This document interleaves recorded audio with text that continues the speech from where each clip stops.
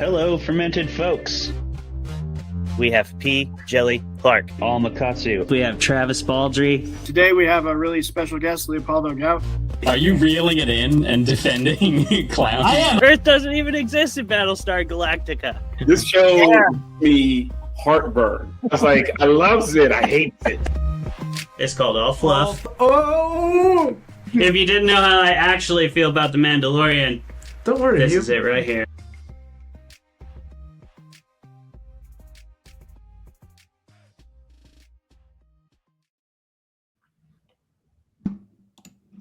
Hello, fermented folks, and welcome to another episode of Fermented Fiction, the show where we drink beer together and argue about the best books, movies, and shows in the genre fiction realm with our tremendously amazing guests.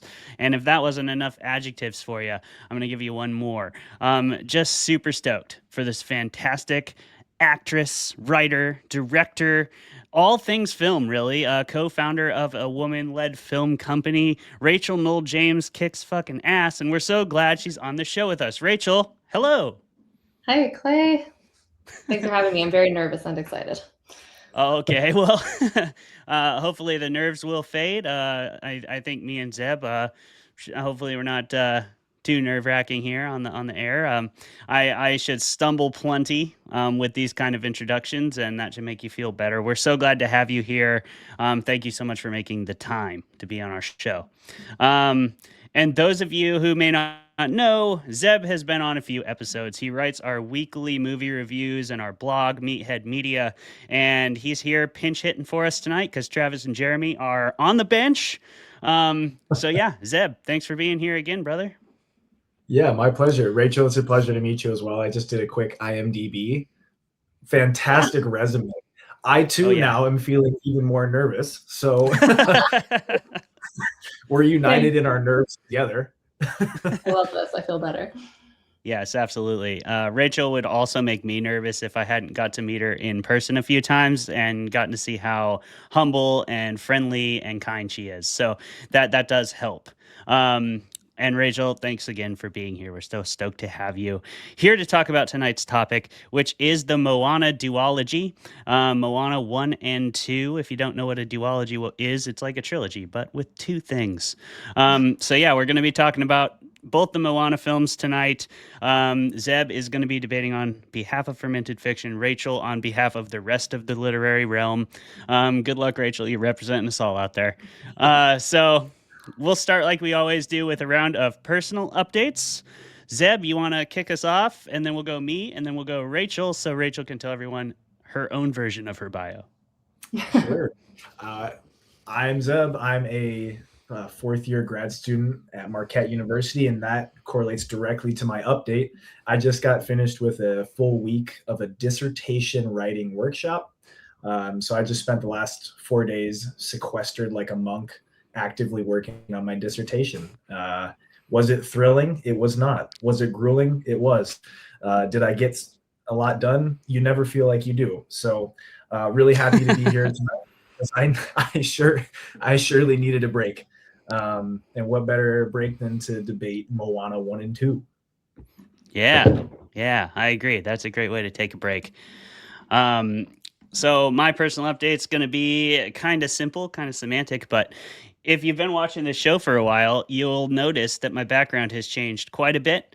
We have done some rearranging in our house.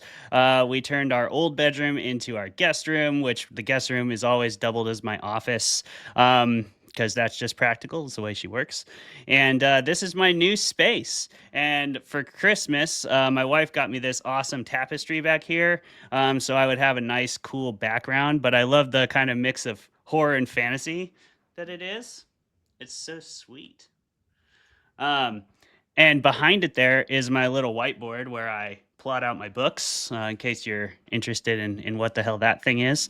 I got little Samurai Gengar over here in the corner. So yeah, pretty stoked about my new space. It's always fun to kind of move things around, and it's kind of crazy how that can psychologically shift your workflow and everything. But I felt very productive in this room, so I'm happy about that. And I'm getting to break it in as a recording space as well.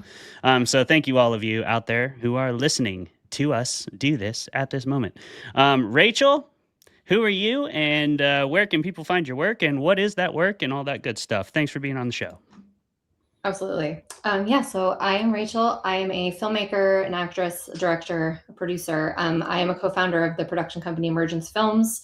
We're based primarily up here in Seattle, but we also have a branch in London. My producing partner, Sienna, splits her time between the US and London. So as far as what's going on right now, on the Emergence Film side, we are just finishing up the first year of a program we started in 2025 to support early career female filmmakers. We have 2 short films that have come out of the program. They're going to be showing next month, which is super exciting.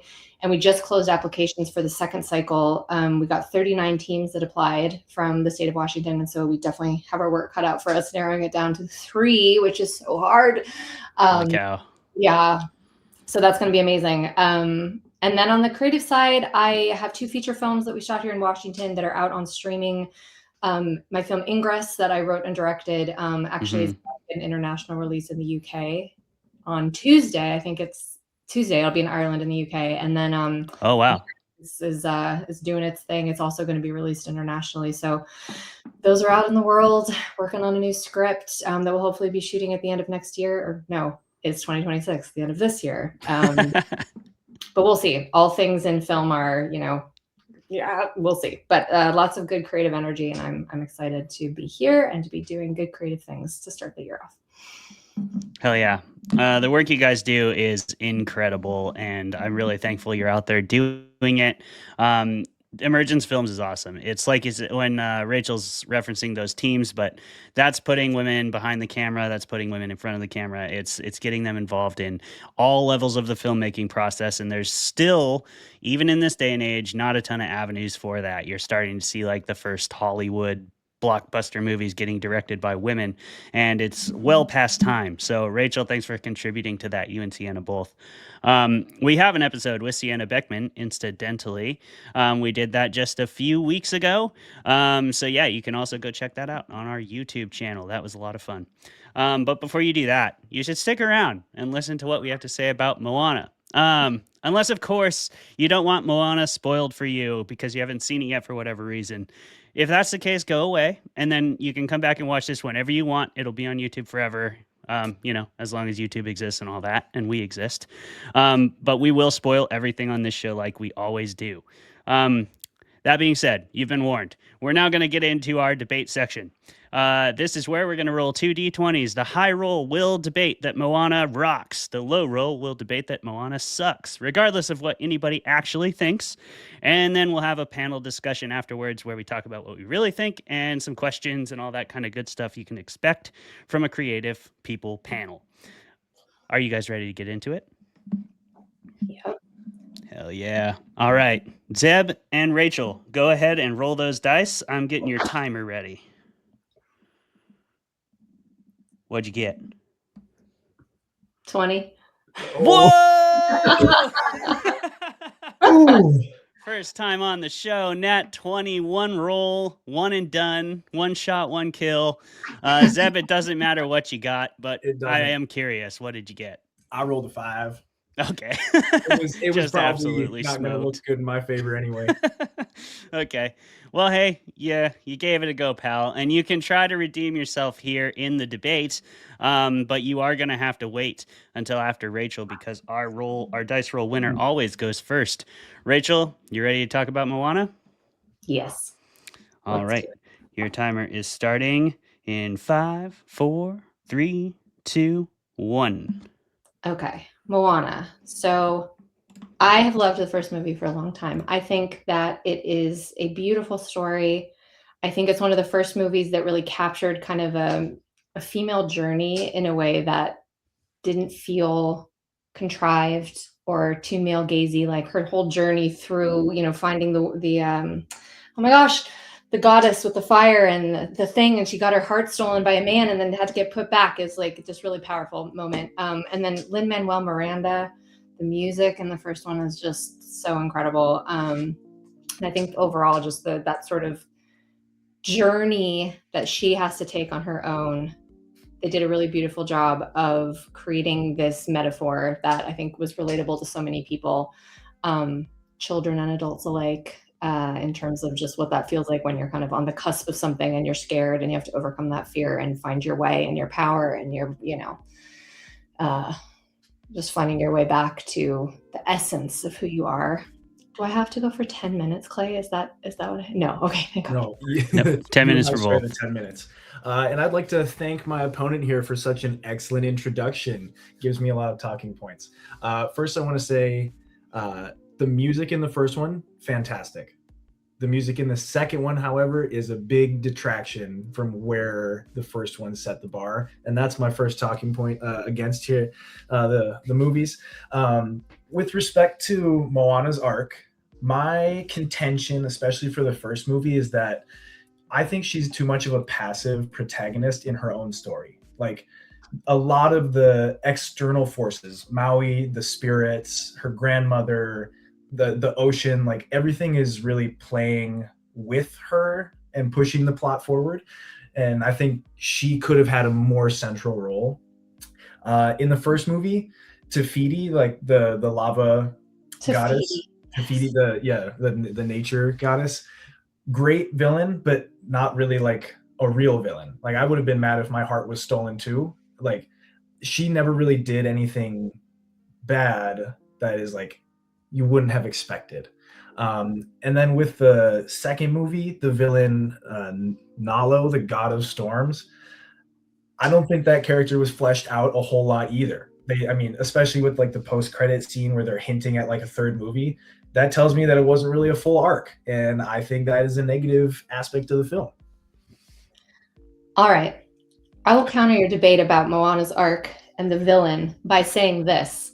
I feel that the male hero's journey has been done and done and done. And we're so used to seeing that, I have to chart my own course and I'm going to go kill the things and be the master of my own destiny. And then the villains are monsters to be slain. And I think, in this case, I actually appreciate, when you think about life, when we're going on a journey, like there are some things that are in our control, but so many things happen to us and we have to adjust and adapt, right? So like the grandmother gives an inspiration. She gets, something happens on the way and you get deflected into a place you didn't expect and you have to make different choices. Someone comes along who helps teach you about a strength you didn't know you had. So I think in a way it speaks to a more feminine way of journeying in a way, which is not so much about I have to be this solo show, and more about how do I stay in relationship with everything that's going on around me and adapt and connect.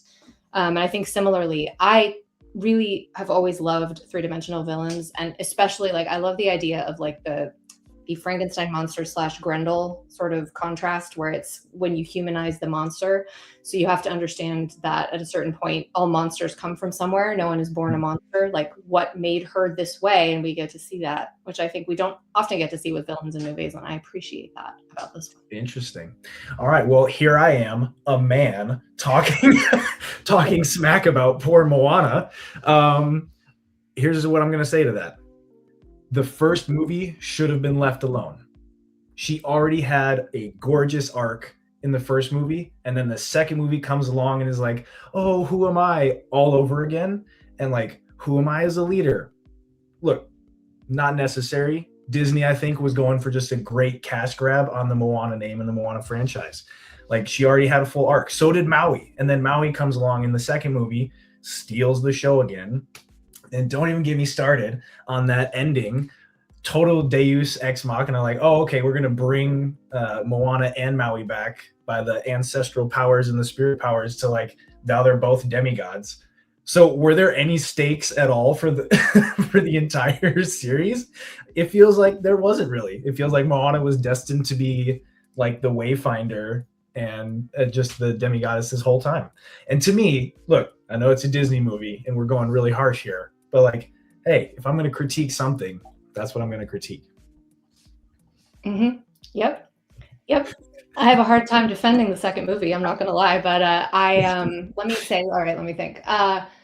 Listen, the first movie for the grown-ups, the second movie for the kids. They just want to spend more time with Moana and Maui and silly animals and those little coconut monsters and be a little bit scared, see the pretty ocean again. And I'm sure Disney made a ton of money. Hopefully they spread that around. probably didn't. But you know, it's what the studios do, right? Like they see that something's successful and they capitalize on it and they make more, and is more better.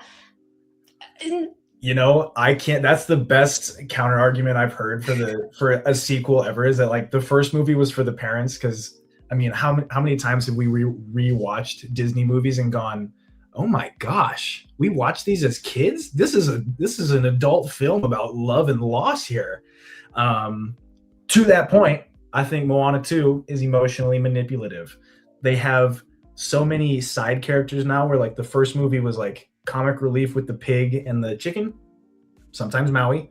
But like now, the second movie, we have the three compatriots along the journey that like, I don't know, what did they add other than like, you know, you have mortals going into the realm that they shouldn't be going into. Yep. First movie, great emotional arc. Second, yeah. Yeah. Well, and I will say this for the first movie. I think when done well, music is so impactful. And, you know, I can see this with my husband in particular, because he is not a musical guy.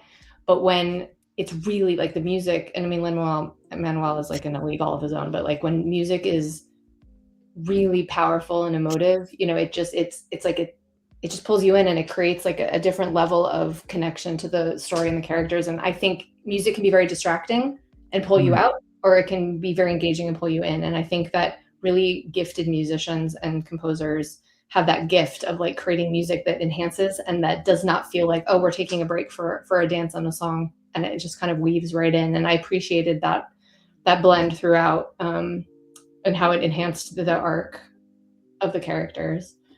I would agree to an extent. I think that, like, I'm totally with you, especially about Lin-Manuel Miranda. But I think in these movies, the music almost gave away the plot. Like, granted, again, kids' movies, but you almost knew exactly step by step what was happening based on the tone of the music, and that I think kind of took away any of the suspense and the stakes, especially towards the ending. Like when they started playing, you know, really rousing and inspiring music in the Battle of Te Fiti, I was like, oh, she might pull this off. She might really get this. Oh, do you mean that moment when there's like still and she's like walking across the thing and it goes in slow motion? Is that what you're referring to? That is kind of what I'm referring to, yes. Oh, that is so powerful. It was. It was, but then at the same time, I'm like, the music almost told me what to feel, and I think I would have really appreciated more like a moment of like pure silence, where the movie is and the acting, you know, the directing is telling me what to feel from that moment, because music it's a double-edged sword, you know. Like if you've ever watched like Jaws without music, or like you mute it, it's almost like a comedy. Like horror movies especially can be like comedies if you take the music out of it or if you change the music, but then the flip side is people like Lin-Manuel Miranda are like making us feel the whole way. But yeah, in some of those scenes, I think tonally it kind of gives away what's going to happen or how we're supposed to feel. Interesting. Do you feel that way about animated movies in general, or this one in particular? Because it's this movie, I'm gonna say this one in particular. We can get into it more about like some of my other favorite Disney movies, like Hunchback of Notre Dame. I think, really? Oh my gosh, the music in that one, out of this world to me. Okay, I love that. See, I love it because art's so subjective, right? Yes, but that's what makes it special or non-special to us. Yes. And what makes these kind of conversations so important is because like I may not see it, or you know, maybe I do see it and I'm overanalyzing it. Shut up, everybody. That's the end of the debate. Excellent work, you two. Thank you so much for entertaining us there and laying bare all your thoughts on Moana 1 and 2, but maybe not all your thoughts. We're going to find out in our next segment. Before we do that, we are going to crack open some drinks, at least me and Zeb are, because I know Rachel is drinking fucking rain, which is Fermented Fiction's way of celebrating the consumption of H2O. That is something to be celebrated, not something to be teased about. We are not teasing you, Rachel. Way to stay hydrated out there. And I mean, if there's any episode to drink a lot of water on, it's definitely Moana, right? I mean, yeah, let's get the goddess's blessing here for at least someone on the show. Good call, good call. I know you're here looking out for us. I can start since I got mine in my hand. I have Dreamboat Hazy IPA from Everybody's Brewing. I've never tried a beer from Everybody's Brewing, but we're going to give it a go. It is Cascade crafted, they say. So here in Washington State, I usually try to find a Washington beer. I chose this one for a few reasons. A, I like hazies. B, it has the word boat in the title. And C, it is a Washington beer. So we're gonna go for it and see how good it is. How about you, Zeb? What do you got? I tried to also maintain the water theme, but I'm a pretty strictly anti-IPA type guy. Sure. If I wanted to drink a bowl of pine water, I would just go out in a rainstorm in the forest. So instead, I have a River West Stein. I'm Milwaukee based, and this is a local brewery. So I thought river, close enough. It's water. Sure. I'm sure my mom's family's from Milwaukee. Oh yeah. Oh cheese. Oh. Hey guy, you want some cheese curds? Man, now they're ganging up on me on this podcast. Do you hate IPAs too, Rachel, or does that transfer over from Milwaukee for you? I did not grow up in Milwaukee, just my mother, so I feel like I have a degree of separation. I like an IPA. I am a porter, stout, dark beer girl. Those are that's fair. Especially since moving up to Washington with all the local, like, good, freshly, like, brewed, on tap beer, which I didn't have as much when I was in LA. Big fan. Mm-hmm. Yeah, there's a lot of good stouts and dark beers, dark ales up here, especially in the winter. I mean, I love that about wintertime. All the winter ales come out, all the black ales that are a little like, they don't quite feel as much like eating a cake, which isn't really my favorite thing to do, but they still... they have that flavor profile. So I also appreciate a good stout, a good porter. So yeah, let's talk about what else we can appreciate, which is fun facts and trivia. These are going to be our fermented facts. Travis usually comes with 10. I'm going to give you like 5 from each movie. And then if you guys want to chip in, or if you know any fun facts that I don't mention, feel free to chime in with those. I get most of these facts off IMDb, so if you want to dig deeper than I dug, this is just a little teaser taste for you. So the voice of Moana in animated films declined to reprise the role in live action because she wanted to pave the way for another Pacific Islander to take the part. Though still received credit as a producer. I think that's a pretty cool move, especially when you're voicing a culture that maybe isn't your specific culture, and leaving that open for somebody else. Dwayne "The Rock" Johnson did not do that.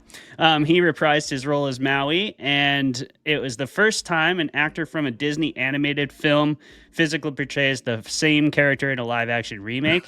Only 4 other actors have done that, apparently. Jim Cummings as Winnie the Pooh and Tigger, Christopher Robin, Frank Welker in Aladdin, James Earl Jones in The Lion King, and Chris Sanders as Stitch in Lilo and Stitch. And that's like sort of a reprisal because those live actions, some of those characters are still animated. So that's an interesting way to do that.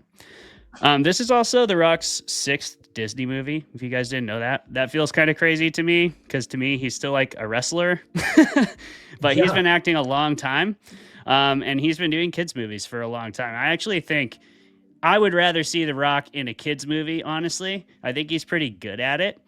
Playing the role that he plays compared to like him in an action movie where it's like, you're just The Rock and there's not a lot of depth there. But that's my personal opinion. This is also Thomas Kail's film directorial debut.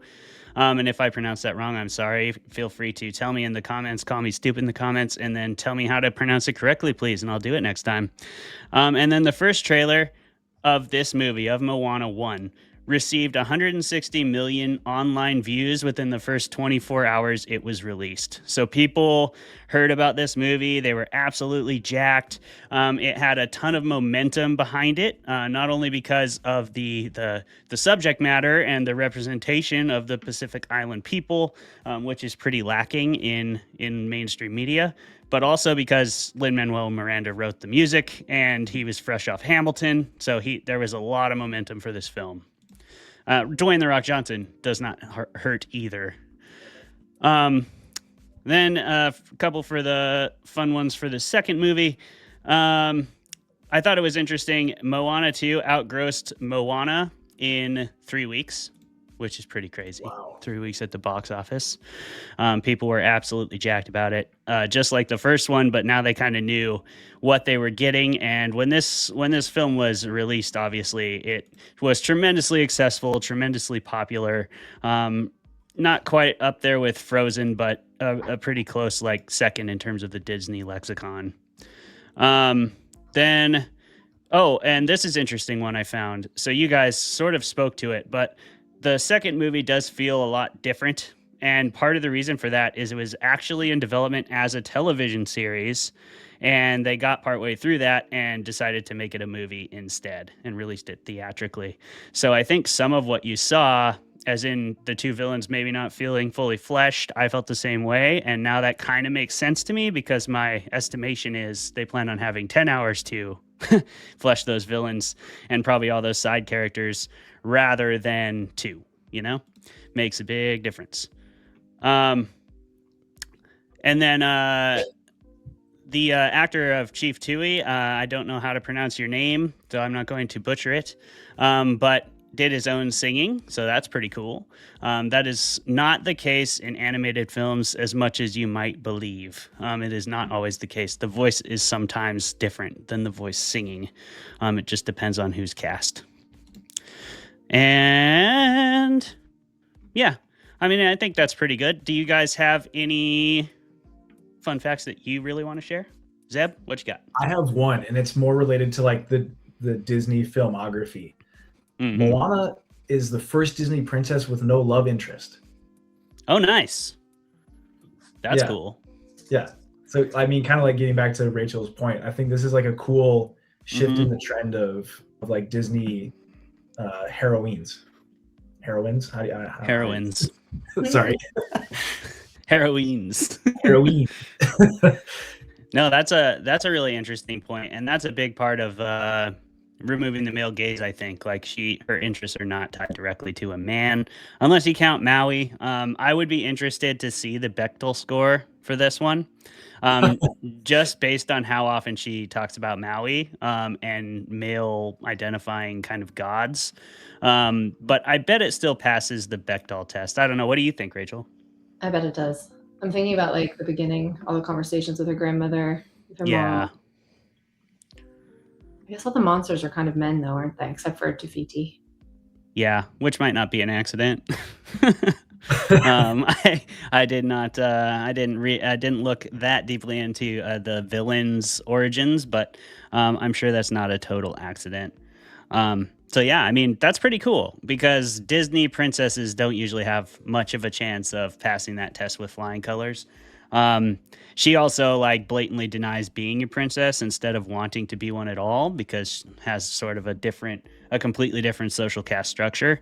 And I thought that was interesting as well. Like it's kind of I felt like it was a cool way to transplant some of the dynamics of the Disney princesses of old onto a newer age, kind of, by like putting her in that different social hierarchy system where it's like Chief's daughter, she's not treated as lesser because she's a woman, and that's sort of founded in the culture that this story comes out of. So I thought that was pretty cool as well, but I'll definitely be interested in hearing from both of you on that kind of stuff in my questions.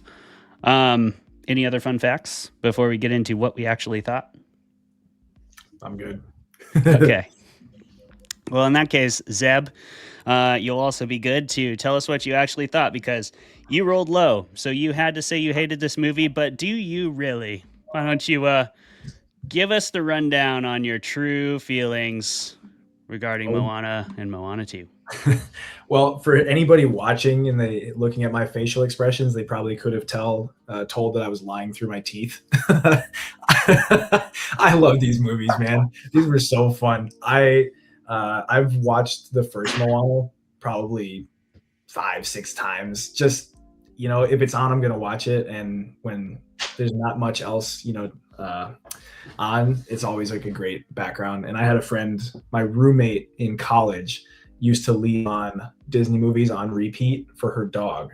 And so like Moana was one of the best because the music would like help settle the dog. So I'm a huge fan. Some of the critiques that I brought forth are actual critiques, but it doesn't change the fact that these are still great Disney movies. So that's my true feelings. Sorry that I had to lie and trash these movies. And it happens. It's all part of the show. Rachel, you also rolled a dice, so we'll let you go next. But do you truly love Moana as much as you say you did, or did you have to lie a little bit as well to get your side's point across? This one was so hard for me because I'm so split on the two movies. Like, I love Moana 1. I loved that movie, and I was so deeply disappointed by the second one, which is nothing I was surprised by. I feel like in general, the live action remakes and the sequels to these movies I love tend to always disappoint me because I just feel like the life and the heart and the thing that made them great is often the thing that's left out of the sequels, and they kind of take the story and kind of the surface stuff and repurpose it. And I feel like that's exactly what happened in the second one. It felt like the same plot told slightly differently with the same order of monsters and the same level of danger and the same, but like worse music, less interesting characters. Like, there's just, I think to your point in the debate, it was like, why? Nothing new happened. We didn't open anything new. Like, why do we need to do this? And now we're going to get a live action. It's like, great. Like, Also, one more thing about the live action. I feel like a live action Moana is like a live action Lion King, which is just going to be animation of a different sort. Yeah, it's not like that. It's all animated monsters and animated ocean, and so it's like, yes, you'll have some humans, but even most of them are demigods and will have to be modified and animated. So it's kind of like, what is the point of this? Money is the point. That's the point. Yeah. I couldn't agree more. Like, if they were actually gonna get on some traditional Pacific Islander boats and like go out and do this stuff in real life, and maybe instead of a remake, like make Moana 3, make it live action and make the journey about that. I don't know. There's ways that they could interest me with it. They're not good. They are not interesting me with it in the slightest, based on the plan that seems to be put forward. So I couldn't agree more, Rachel, because again, it's just different animation. It's a big green room. I want to jump into that as well, because Polynesian culture has so much history. Mm-hmm. There's so much source material that you could actually like make an entirely new arc for the second movie. Like, the islands across the Pacific were steadily found by the Polynesian cultures. And we don't know if it was east to west or west to east. There's a huge debate on that. There's a huge debate on how long they stayed at each island. Like, and that's just the actual history of it. Not to mention the countless gods and like seafaring, like the languages were different. The cultures were different, even amongst close-knit islands, because they experienced that like separation for a bit and then came back together. Like, there's so much stuff they could have drawn from, and instead they went back to fighting monsters in the same playbook. Yeah. Well, I think it's like, I talk about this a lot in various things with Emergence films, but I just think over the last, I don't even know, 5-10 years, it's like the studios have gotten so risk averse that they basically only want to put things out that they feel are a guaranteed success and will be palatable to everyone. And I think that's where art dies, is like when you're trying to make sure everyone likes it, chances are no one's going to like it. And I think that's what, I mean, these, the ratings on these films are bad because people go in with all the hope and love from the first movie and they're disappointed and like, yeah, you get all their dollars anyway, so I guess you won.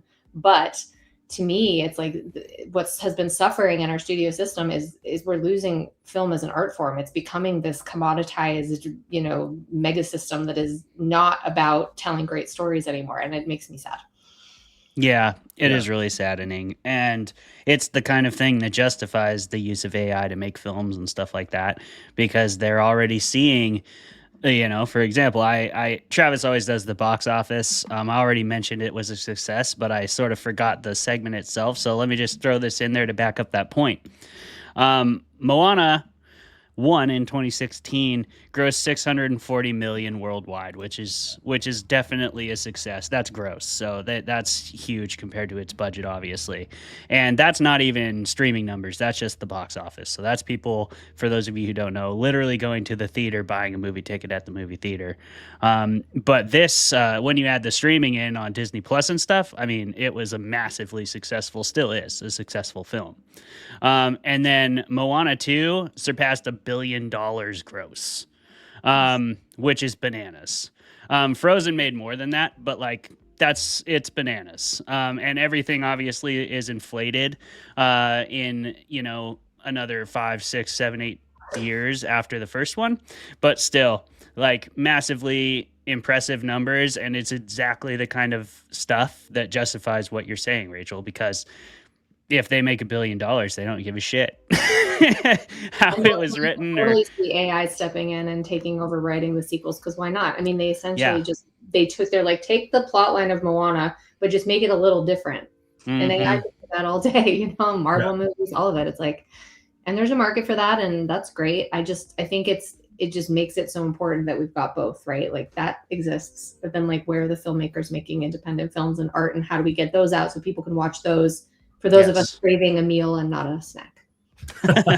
Yes. Well said on the right on the tail end of the proposed merger with Paramount and whoever else is involved, Warner Brothers, and terrifying. Like, people are, as I've been like slowly diving into more of the Substack culture with Meathead Media and with Fermented Fiction, and like connecting with other creatives, there's a huge amount of people that are now buying physical copies of all assortment of movies, from like French existentialism to like whatever's on the opposite end of that, because people are afraid that these streaming services are just going to have an absolute run on all media. They're just going to have a monopoly, and it's going to be pay $5 to rewatch your favorite movies for no reason other than they own it.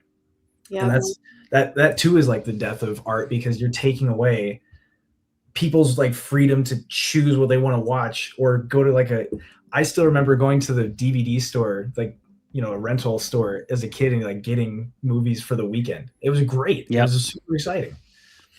Yep. Yeah, we grew up doing that too, in Montana. So I missed that. I mean, there was still like a Blockbuster in Kalispell when I was a kid, which those are certainly a thing of the past now. Even Redbox and stuff like that was fun.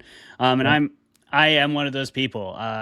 We just actually bought like a box set of It's Always Sunny, because they took it off where it used to be, and now it's on Hulu, and I don't want to pay for Hulu. So here we are. And they've already got that stranglehold. It's just like diversified against like 8 platforms. Once they all solidify, I mean, they'll do whatever the hell they want. I think there is a level to that where it'll sort of balance out in a way. I think it will create more successful indie markets. I think it'll be hard for indie markets will never be as successful as the huge studios. They're still going to be indie, but I think it will cultivate an environment where people appreciate indie film more to the degree it should be appreciated, and hopefully fosters some growth in the career departments for indie filmmakers and indie writers and all kinds of indie artists. I was reading an article just the other day of like this one college, all the students are actually petitioning to do handwritten assignments again, because they're sick of people bringing AI bullshit into their like literature writing classes. And it's like, you think you're changing everything, and we're just going to have to go along with it. But at a certain level, like, people love art, and we're going to protect that over a lot of other stuff, because there's not many things more important to humanity as a whole than art, I don't think. It's right up there with spiritualism. For some people, it is spiritualism. For me, it is. I'm not religious, but I consider art my religion, honestly. Like, that's what I worship. That's what I read. It's kind of my prayer every day. I read before I go to bed. I read when I wake up. It's the first thing and last thing I do every single day. So I think a lot of people kind of share that fervor for it. I know the three of us on here certainly do, and Jeremy and Travis do, and most of our guests I've talked to do. So, yeah, I don't know. Maybe there's some room for a little bit of optimism, but yeah. The pendulum will swing. I mean, it feels like we're reinventing cable. Like all of these streaming platforms are bringing ads back, and that's one of the reasons why I got rid of Disney Plus. I was like, I was already paying to see the Disney movies. I didn't want to get ads. I can just go to the Disney Channel. Mm-hmm. it's just cable 2.0. Yeah. Because they realize the streaming, it's not, unless you're Amazon and you have a whole other pipeline of or Apple where you don't really need the streamer to make you money. This is Rue. Hi, Rue. You're so pretty. They're actually really struggling to make money. Wow. Yeah. This is awesome. It's Rue's house. You're just living in it. Let's get in here. See Rue up close and personal. Hi, Rue. You're beautiful. I love cats. So this is my we call her our sweet little smooth brain. She's not the brightest bean, but she's very sweet. Yeah. Smooth as marble. Yeah. I see only sweetness in those eyes. Yeah, that's all there. That's awesome. Yeah, my cat sometimes makes an appearance. Viewers of the show will know. She especially loves to do the smash her face into my microphone, which is just awesome on air. But yeah, she's not here today because she'd be sleeping. Yeah. I guess before we get to our break and everything, I should probably say what I thought of Moana 2. This is actually my first time watching it, either of them. Really? When it came out, I, for whatever reason, didn't get caught up in the buzz. I did go through a pretty long drought of not really watching any new Disney movies, much in the way people stagnate musically. I sort of stagnated on animation for a while, was pretty happy with my Mulan and The Jungle Book and the stuff I grew up on, which, I mean, I will always stand by Mulan is the best Disney movie, but we can fight about that another time. Anyway, I quite liked Moana. Moana 2 is terrible. Yeah. And that seems to be sort of the general consensus of the whole panel. I am a huge fan of Lin-Manuel Miranda's music, in particular his composition. I love his infusion of rap into his lyrics too, because I'm a huge rap fan. And it was fun to listen to The Rock do that little bit, because I've actually seen him do that live on a sports show before, on the Pat McAfee show. But it was interesting to see it in the movie, because I had heard it before, just completely unrelated, and I was like, oh, that's that one. I remember that. But I had a lot of fun with this movie. I love the ocean. I am a surfer. So I love, I think they did a really good job with the animation in this movie too. Just the ocean animation was beautiful. That first scene where the shell washes up on the beach and she walks out into the sea and it just kind of parts around her and you can still see everything happening under the water. I mean, I've seen that in real life and it's the coolest thing to see, a seal through the wave or something. It's such a cool thing to witness. And I really felt like I was there. I've also been to Hawaii a few times. I love Hawaii. And just seeing it all kind of come to life. It was absolutely beautiful. And the main theme, the how far it goes or whatever it's called, I don't remember that. I don't know the title of that song, but that song's beautiful. And I like the vintage Miranda reprisals that sort of grow in significance to the story throughout the film. He does the same thing in Hamilton. He does the same thing in his other play that I'm drawing a blank on. That's about the Latin. Yes, thank you. Into the Heights, also a good musical. But yes, they he always likes to do that. He has his main character theme, and then he builds its relevance to the story throughout, changes the lyrics slightly, and then those reprisals. I mean, it's a classic musical theater technique, but to see it applied in a film, especially a Disney film, kind of rare because it's not really the poppiest move. And Disney movies are always pop musical theater, whereas I feel like Miranda tries to take it to that next level. It felt like a Broadway play, and that was awesome. So I liked all those aspects of it, but do you guys have anything to weigh in on, given all that stuff I just blabbered about? I'm going to push back on that pop musical thing you just said there. That's fair. I'm gonna bring it back to my favorite Disney movie, Hunchback of Notre Dame. That doesn't count. That doesn't count. But was Hunchback, was it a musical first, or was it I think that one was actually a musical before it was a movie. Yes. So that makes sense. It does make sense, but I'm just pushing back for funsies. You're totally right. And Hunchback is not a pop musical. And when I say pop musical, I am kind of going by the theatrical standards. Like when they talk about a pop musical, they mean one that has a repeating chorus and is kind of structured like a pop song. And when I did the musical theater workshop back in college, and we went and learned from some Broadway writers or whatever, they were all kind of like putting their nose in the air about that structure for any musical ever. Like every song in a musical they thought should sort of like evolve and move forward like a narrative in itself, like you see in the music in the Hunchback. There's not a whole lot of choruses. There's not a whole lot of repetition. And Lin-Manuel Miranda kind of does both. Because I think he is a writer of the modern age, and the modern age does want a chorus, because a chorus makes things more recognizable. A chorus makes it easier to recall it. A chorus makes it easier to sing along. But he still does that reprisal thing, and I think he builds on the chorus structured songs in a different way that I think is pretty, frankly, revolutionary. And I think it's a big reason that Hamilton was such a success, because he sort of snuck that in there while still satisfying the commercial people who want those choruses. But what do you think about all that, Rachel? You're an actress. I mean, I love his music in this, and I struggle with I'm a musical theater actress too. That was my background. So like I've done, South Pacific and The King and I and, Jesus Christ Superstar and like Nice. all those musicals. And then some of the newer ones like Waitress and Lizzie, the rock musical, which I did recently, I didn't do Waitress. I would love to do Waitress, but I did, so a spectrum, but I've always struggled with the older school, kind of more classic musicals like Les Mis, or like, what's another good example? Candide, or the Mikado. Like again, the music feels, it leans more towards kind of like operatic almost, and it tells a story. To me, I get like, because I just feel like there's no songs that kind of click and stay with you. Kind of, you continue through, and that kind of music doesn't speak to me as much. Similarly with like the older, like Oklahoma and those kind of campier musicals. So I think I'm actually excited by, in some ways, the direction musicals have been going, both in movies and on stage. But on the other hand, they seem to more and more be focusing this one particular kind of voice, which is the Idina Menzel Broadway belt.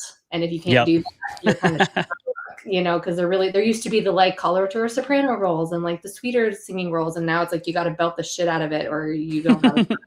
And that annoys me. I think variety is good, and giving opportunity to different kinds of people and different kinds of voices and different kinds of musicians. And so I think of both and in all. There you go. I mean, I think that's the only appropriate answer really to everything I just spewed out, unless I was just talking out of my ass the entire time. So I'm glad to hear that maybe I wasn't. Yeah, and Lin is certainly guilty of what you just said as well. Like, he certainly has plenty of belting in his songs. In particular, that one I mentioned in Moana. It's that nice round O sound, and you can really let that thing rip if you got the voice for it. And she certainly does, which is why I found that song moving. But he also does the other thing you're talking about, which is, incorporating various structures and types of music, getting the rap in there, getting some banter, and kind of, I think he's really reviving the banter character, which is like a whole character that they used to reserve for people who couldn't sing. It's good to see Manuel reserving some heavy rap parts, some high, really up-tempo singing stuff that doesn't necessarily require the strongest voice, but you can still showcase some powerful vocal talents in a role like that in a different way. I have a question for the both of you on this specific topic. Do you think Lin-Manuel Miranda was the first to do some of this? Because I have perhaps a hot take. I guarantee he's not the first to do it. And it kind of depends on what you think or what you define as like rap, I guess. Rap's a really young genre, though, and has certainly been disparaged by the upper crust of performance society for a good chunk of that short existence. So he probably is, he's got to be one of the first to incorporate on a large scale and on a big main Broadway stage successfully a rap musical like Hamilton, or like In the Heights even has a bit of banter stuff. But I'm sure he's not the first person. I'm sure there's a million like smaller plays out there that never see the lights of Broadway that do plenty of that kind of stuff. But he's the first I know of that has succeeded to the degree that it has. But what about you, Rachel? I don't really know. I mean, I agree with you. It's unlikely he's the first, but I think he made rap palatable to an audience who wouldn't usually consume rap. And I think that's what made it, easier to digest. I mean, again, there's so many artists who are incredible, who are never, ever going to reach that level of success. And that's just the nature of life, right? So, but what's your hot take? I want to hear it. This better be hot. So, okay.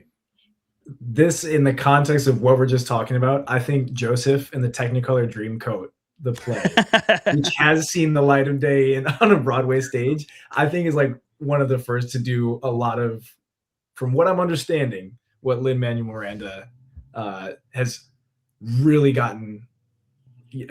mastered. That's I don't remember that music at all. Yeah, I don't either. I certainly remember Hunchback. And honestly, when I hear Joseph and the Technicolor Dreamcoat, my brain forgets it and remembers Prince of Egypt instead. Prince of Egypt. Because that movie's soundtrack is fucking chilling. Just like the Hunchback. Those are two of the best like animated musical theater villains of all time, I think. I mean, they're just like their songs in particular. Those villain songs are just amazing. And they literally like, it's one of my questions later in the show when we get to our panel after the break here in a minute, is about like, how does music affect the tension and the stakes, whether it detracts or adds to it, I think is dependent on a lot of factors. So we're going to talk about that. But speaking specifically to those villains, I think that those are good examples of where music can it can stir up things that aren't stirred up by just dialogue. But then it can go the other way, which I think does happen in Moana a little bit, especially in Moana 2, obviously.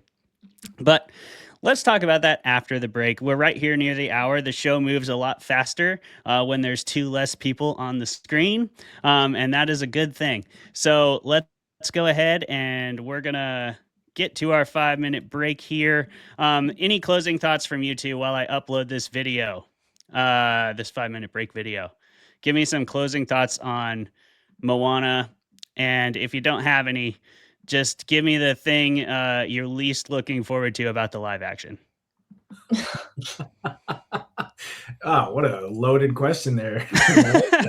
You know what I'm not looking forward to in the live action? Them adding in extra stupid songs written by someone else that aren't going to be as good, that you don't need for some random character, like they've done in every single live action. And every time there's a new song, I'm like, great. Why? Not as good. Didn't need it. Yeah. I'm not looking forward to the live action because they always use as an opportunity to do way more world building than is needed. Like the live action is going to have 14,000 other characters now and 12 million other islands that are somehow involved in the plot line, and you kind of just lose you lose the traction that you're trying to build. And somehow it'll be 2.5 hours long. Yeah. Oh yeah, absolutely. Well, how are you going to get all those islands in there?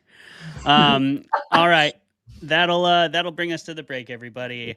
So Rachel, go ahead and turn off your camera and your mic. Zeb, do the same so that it kicks you off the screen. And I'm going to run this thing. We'll see you guys on the other side in 5 minutes.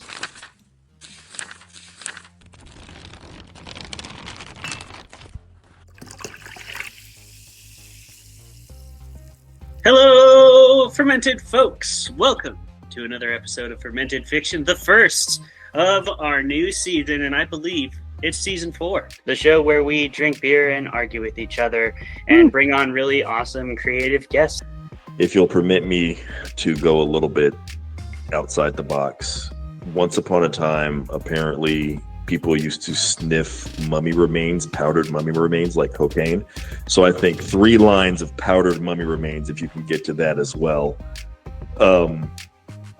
yeah, that'll get you right to really enjoy the movie, you know.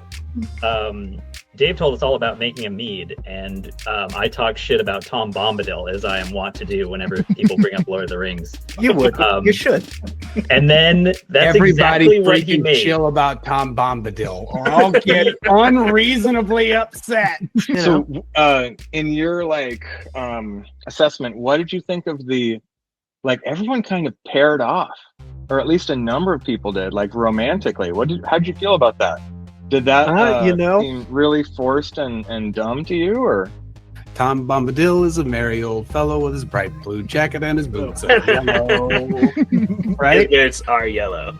Right. Imagine discovering mummy remains and oh my god, these ancient figures. Dude, what if we crushed this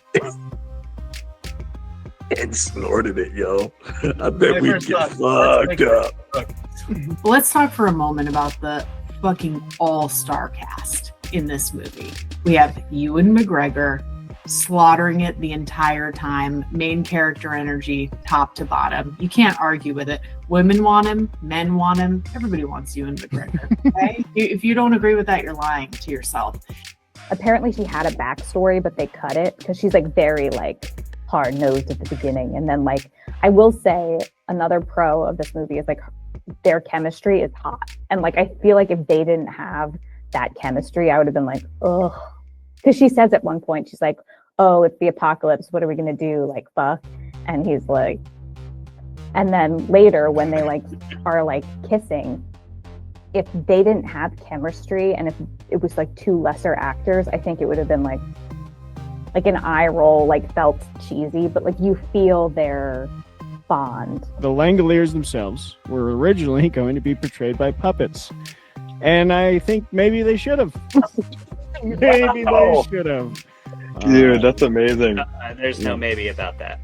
And I wish that I could say that there was something greater happening here than the war diary of a broken man living as sort of this White Tower academic with all of his friends sitting inside the Eagle and Child drinking beer and pretending Magic Lion Jesus isn't really silly. Because, it is. If we can just all be very honest with each other. The Lord's work out there. Good job. I like to think that I am. Most people aren't big enough, but I am. I'm willing to settle up.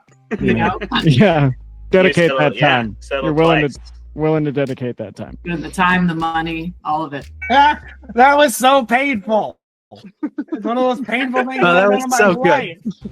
That was so good. We've never been so savagely attacked by any author on their show. It's incredible.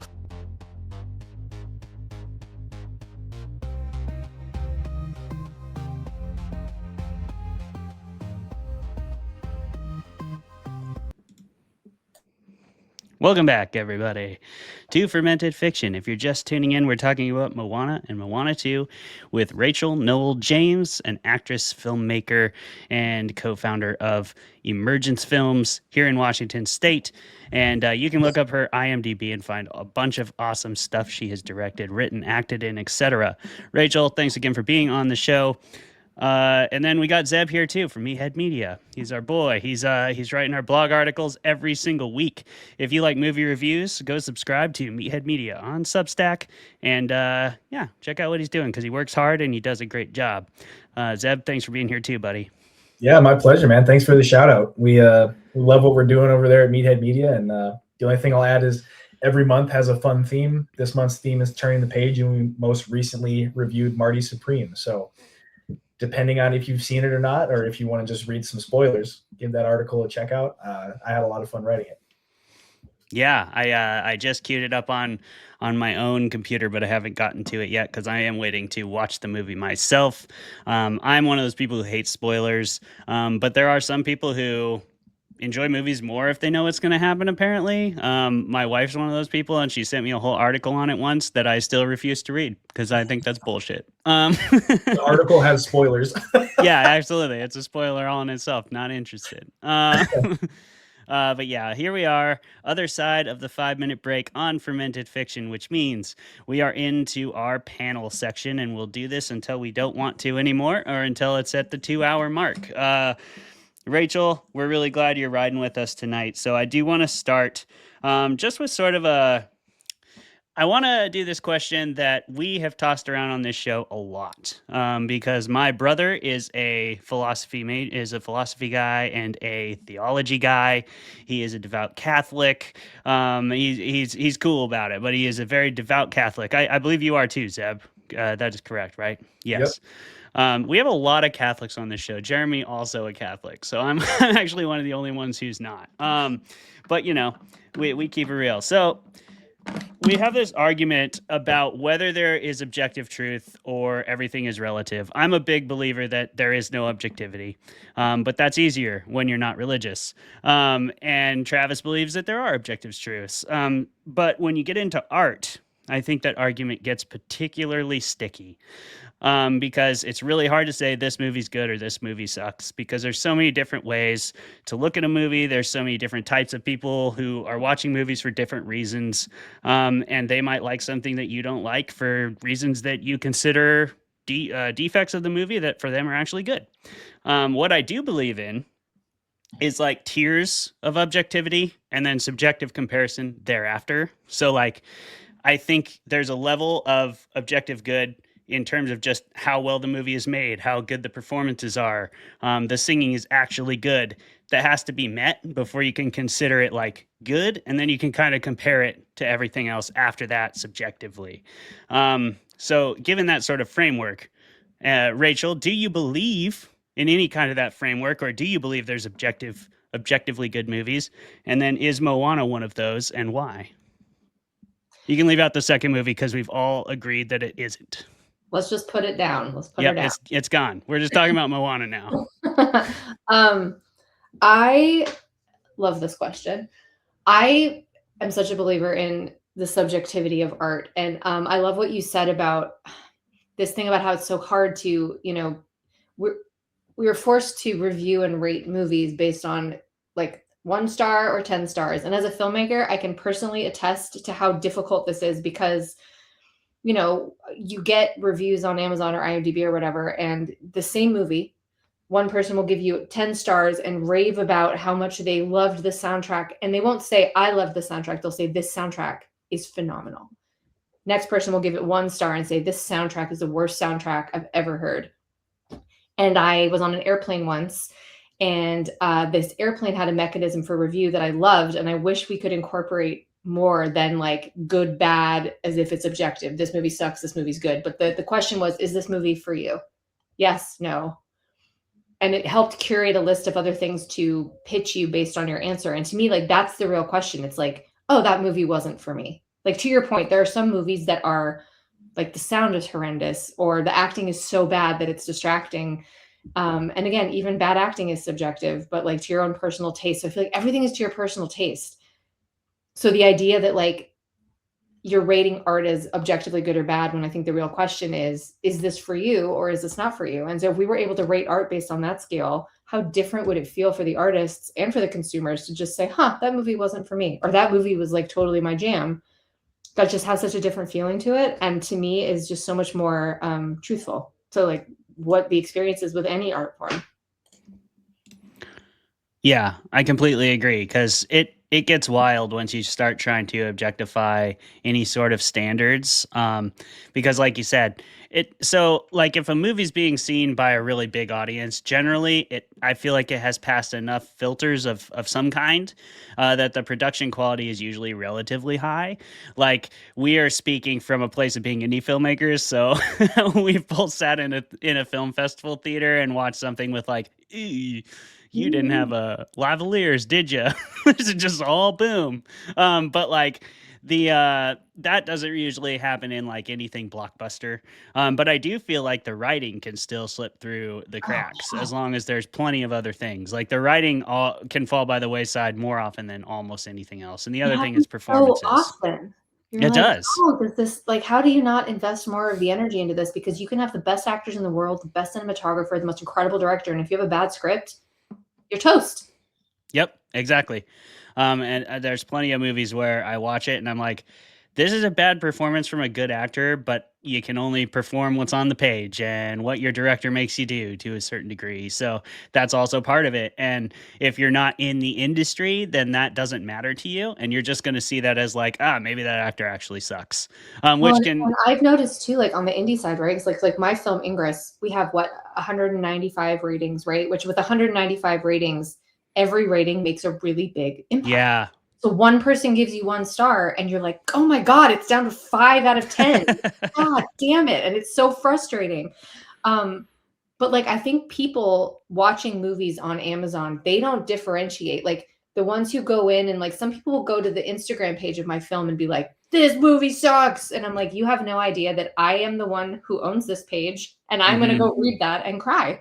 Like they put that movie in the same category as like Avatar. They're going to go trash Avatar because they didn't like it. Like, I think there's not this sense when people are watching movies of like, oh, there's an artist sitting at their house looking at every single one of these ratings and reviews and having feelings about it. Like, I think we've created such a disconnect between the artist and the consumer through the course of like film's history that like, there's a lack of connection to, understanding how difficult it is. And like, to your point, like no one's going to say, oh, that she probably wasn't directed very well in that scene. They're just gonna be like, she sucks.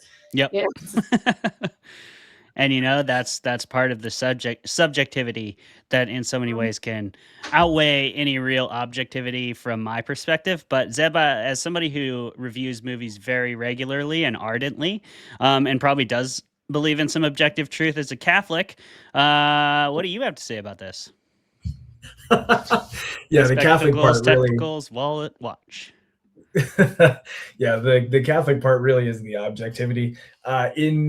In movies and movie reviews, what I look for are some of just the key elements. So, is the storyline one that keeps me invested, and is the dialogue performed in a way that is actually like cohesive with the character? I think that's relatively objective. Like, did the person perform it well, and was the script enough to be, keeping me through the film?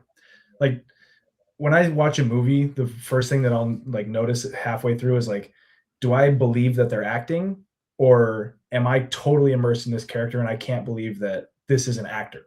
Like, do I think this is a real person? Sound and like sound design only really starts to matter when there's a difference between indie films and like the blockbuster films, but that I don't think is as objective. What I think is more objective with sound design is more that tonal shift that comes with the music or like the score of the film. So sometimes in films, there are scores that just really don't add up, don't match the tone of what I'm seeing on the screen. Like, if I hear a Blink-182 song and it's like a really emotional, like it's supposed to be like a really emotional like moment, I'm completely lost. I'm totally out of the scene, and I'm thinking more about like why they chose a Blink-182 song.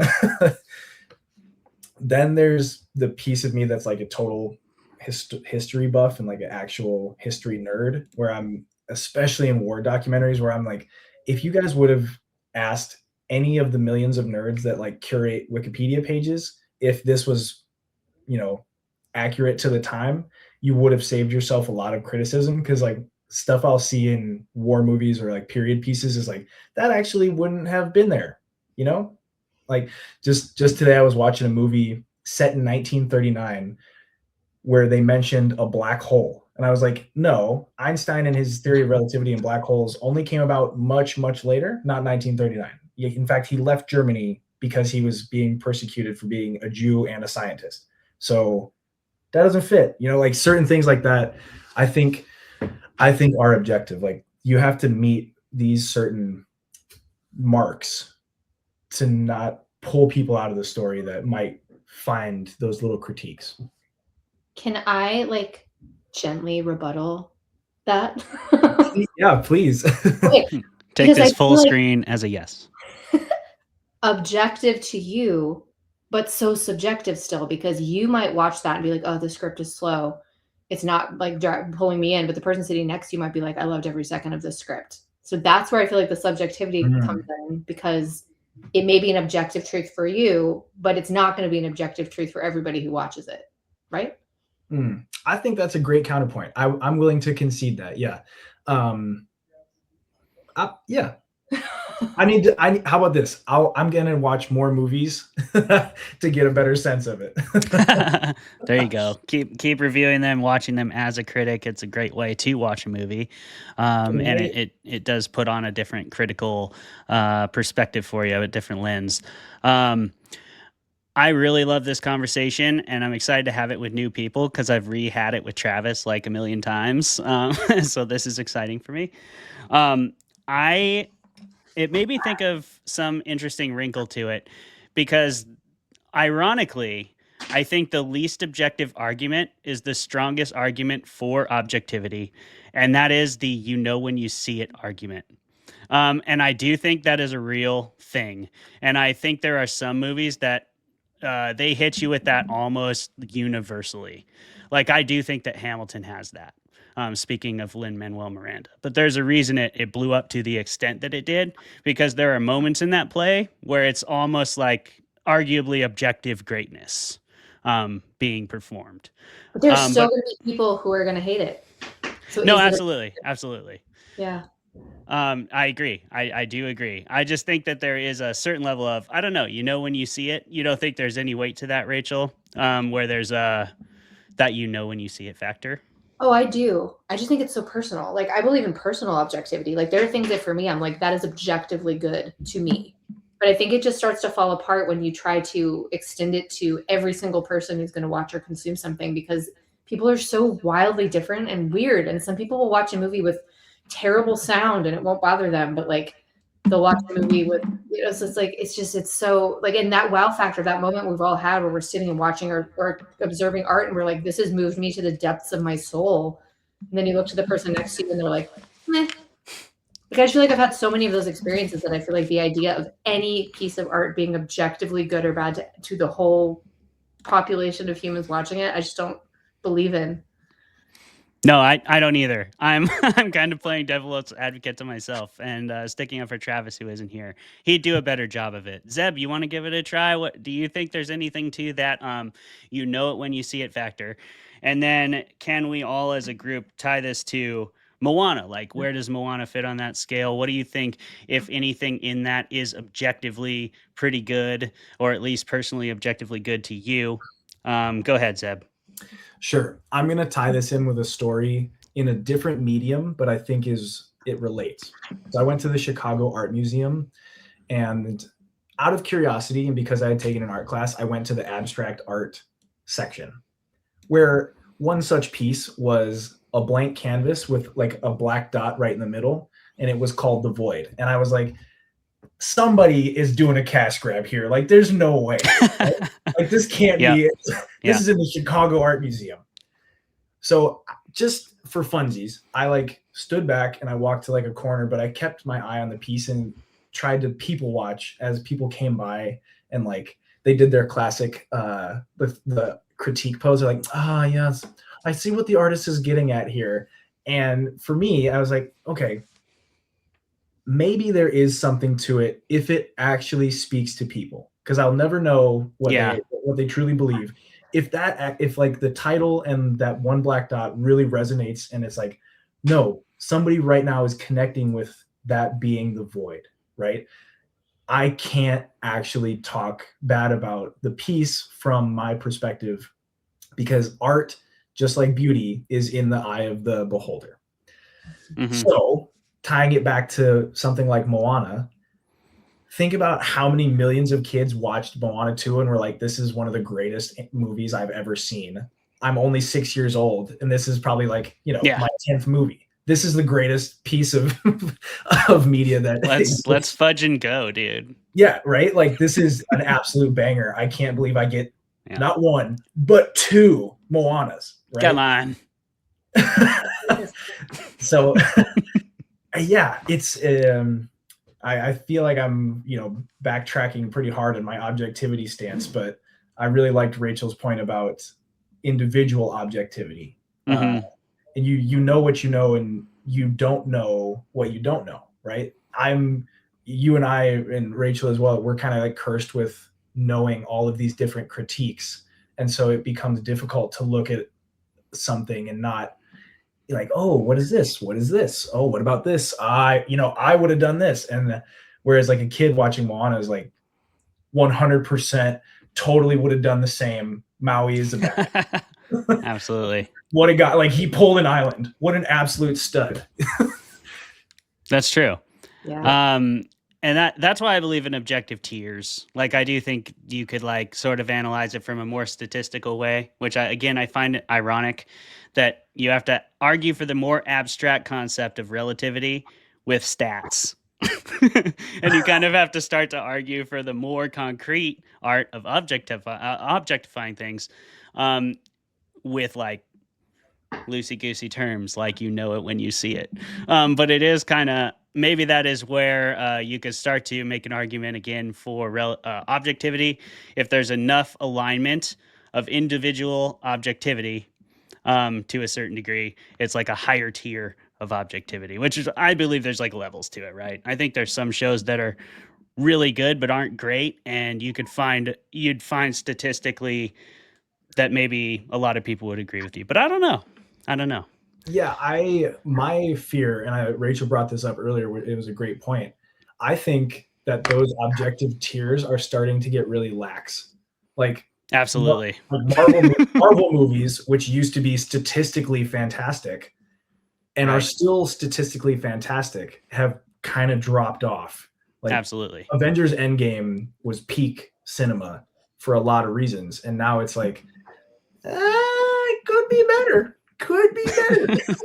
Well, and you do see in the reviews, I feel like the box office gives them smashing numbers, but you go and look at the reviews and they're not good because people aren't enjoying them. So, but again, it's when you have the privilege of having a massive audience, then to your point, Clay, I think you do start to see things averaging in a direction where it's like the majority of people feel a certain way about it, which gives it a sense of being one thing or the other. But I still think then that the problem with that is those smaller pool baby of people who would either who would like love this thing, maybe they'll never watch it because it's bad. Yeah. But maybe they would absolutely love it because it's for them. And so like, I don't know. I feel like especially, for someone who like reviews films and you do that, like to change the languaging to this wasn't for me or like, and I haven't read your review, so you may already do this, but just this notion, so many reviewers will say, this is shit, or like this sucked, or this is bad. This was good. This was beautiful. This was wonderful. But I think this wasn't for me. This movie was not for me. I did not get it. I did not like it. That feels so different. And it leaves openings for people to be like, well, maybe this is for me though. Like I still want to watch it. I don't know. I'm into a world with more subjectivity and more acknowledgement of it because I think it's more true and it allows space for us to be more courageous in seeking out the things that we really resonate with without being sort of diverted by the populist sort of opinion of good or bad. Can I please follow up? I agree. I think that was a great point. And this was a question I had for you since you're in a dual role as both a director and an actress. How do you manage that tension between like protecting the story and like what you really want to tell and like the courage that comes with that, but also protecting like the business aspect of it because you want it to reach people and get out there, but also still be your story? It's hard. And like my films to date have been very much in the indie space. And the nice thing about the indie space is you're not getting Tom Cruise or the big actors in it. So you're already kind of playing in a different tier where the way you're going to get to your audiences is going to be a different route. And so I think like on Ingress in particular, because I was acting and directing in that one, it became like a huge lesson in self-trust and surrender where it's like, I did all the prep. Like I knew the story inside and out. I backed it. I loved it. I brought the team members on who also backed it and loved it. We were all on the same creative page. And then when we got to set, it was like, now it's just time to let go. And I think that's such a huge lesson in creating art of any kind is like, whether I'm in the moment as the character or I'm watching behind the camera, it's like letting yourself be surprised and kind of like we were saying with Moana about like not being the like hero's journey. It's like sometimes those moments, like I would go in with a vision and I thought I knew exactly what the scene should be, but then the scene would surprise me because an actor would do something I didn't expect, or I as an actor in it would feel a way I didn't expect. And then I went, oh shit, this scene is about something totally different. And I could have stuck rigidly to my original vision and my plan, but I think the film would have suffered for it. So I think it's like, I really believe in trust and surrender with art, where it's like there's this kind of force, whether you call it God or a muse or inspiration. It's like I've always felt that when I'm in the flow with art. It's like there's a presence there where if you're paying attention, you're kind of being shown and things are showing up and you're feeling things. And if you trust those feelings, it always turns out better than if you overthink it. That's been my experience. I totally agree. It's like when the ocean reaches out and is like, "What's up, Moana?" That's how it feels when like you get into that zone where you're like, "Oh, my story is telling itself." And when you learn how to let that happen and how to enjoy it and just follow it, I think that's the key to like leveling up in your art. And I think you have to refine it time and time again, because you get good at one stage and then you're like, I still am struggling with all these things. And then you'll see a little thread and you'll be like, oh, my character's going that way, and turns out I've been thinking about this thing a lot and I think that character's going to go resolve it for me, and I won't even know until I'm like 9 drafts in and I'm like, my editor's like, hey, you shouldn't have cut that part, and I'm like, oh yeah, I guess not. That kind of thing. So it is a truly amazing experience, and you can experience it at every level of the creative process. Just to end that note and transfer into, I would really like to discuss the musical tension thing. I do want to throw out this tip though, listeners, watchers. If you really love a movie, like it's a 10 out of 10 for you, it's your barometer movie for before you're going to propose to your fiance. You're like, I got to make sure she likes this movie first, or he likes this movie first, right? Like, let me make sure that this movie, because otherwise this won't have the longevity that I think it will. That movie for you.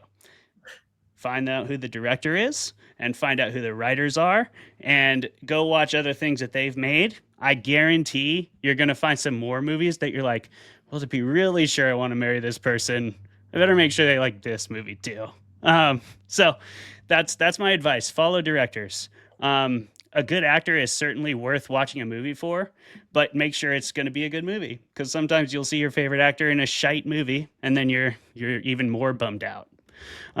So yeah, I don't know if you guys want to say anything else to that effect, or if you disagree with that. I would love to hear it.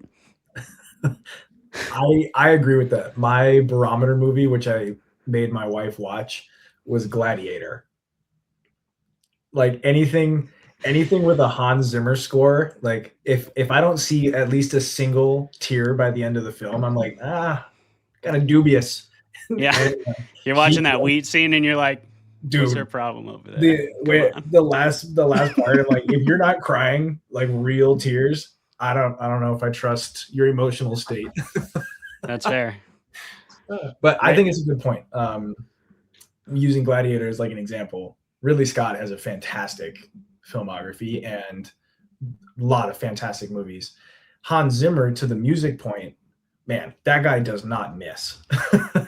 No. Yeah. I love the inclusion of the music. That's a great transfer into the question. But I would also, since we're on it, Rachel, do you have a barometer movie? Obviously, you're married, so he passed the test at some point. But do you have a movie like that is like your favorite movie ever? And if you were watching it with someone, it would affect the level of friendship you had with them. Like if you saw they didn't like it, you'd be like,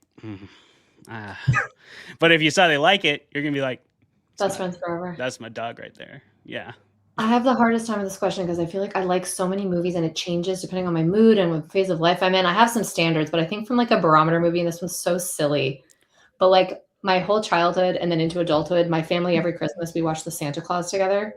Hell yeah. And it's, but I'm like, listen, can you get on the Santa Claus train with my family and get into watching that every Christmas? Now that's a great one, because that's also a family tradition. So you're seeing a whole bunch of social interaction stuff. Yeah, nice move. Yeah.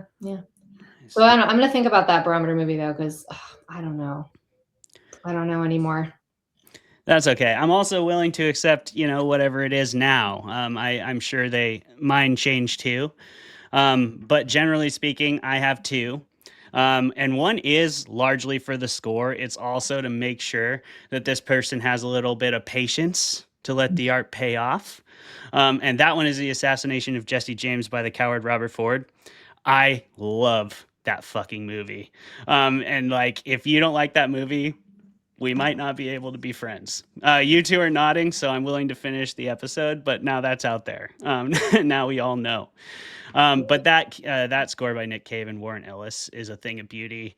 It's a masterclass on like doing lighting on an indie set. It's one of the best examples of that I've ever seen. And then like the cast is amazing. Like the fact that movie didn't do better is a crime. Hamish Rogers is on camera. He's incredible. Yeah. Yeah, no, that film's beautiful.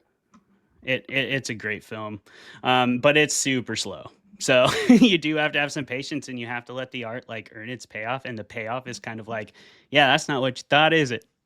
Being a star, which was great.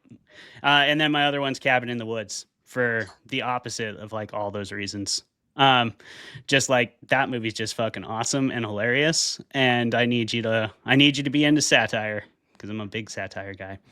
But you know, I think I have one. Oh yes, this is my for now one. But okay, Arrival with Amy. Oh, okay. Yeah. Because it's just a different vibe. I think you have to like pay attention and like whether you get it or not. Like I got it the first time I watched that movie. I was like, I understand everything you're doing. It's brilliantly written. I get it. I was so in. But the couple people I went with did not get it, and I had to explain it to them. And I was like, oh come on. So I feel like that sort of getting into the depths of it and really understanding a movie like that and having a good conversation about it afterwards. I love Arrival too. You have an article on that, don't you, Zeb? I think we do. If not, we got one coming out. Okay. Yeah. I thought I saw it, but I'm not sure. I can't remember. If Meathead does, you should go read it. I'm sure it's great. I'm going to do the same because clearly I haven't. Yes, Rachel, great barometer movie. Arrival's awesome. And it's got just enough like convolution in the writing, but if you read a lot, you're definitely going to recognize what it's doing, like you said, pretty right away. But I think it's a good like stair step movie too into like movies that are trying to be a little more literary in their script, a little more convoluted. Not as I'm going to tell you exactly. Yeah. They don't spoon feed it to you. Yeah, exactly. They leave enough clues that you can follow, and it's to me that's a really good script that does that well. It doesn't lead you too much, but it leads you just enough that you feel like you're discovering it on your own. That's magic. Right. It's like the difference between eating with a spoon and chopsticks. Like they can be pretty equally efficient as long as you know how to use them and you're not afraid to like slurp from the bowl a little bit. Get in there. All right. That's a way less effective transition to my musical question, but I'm going to ask it anyway.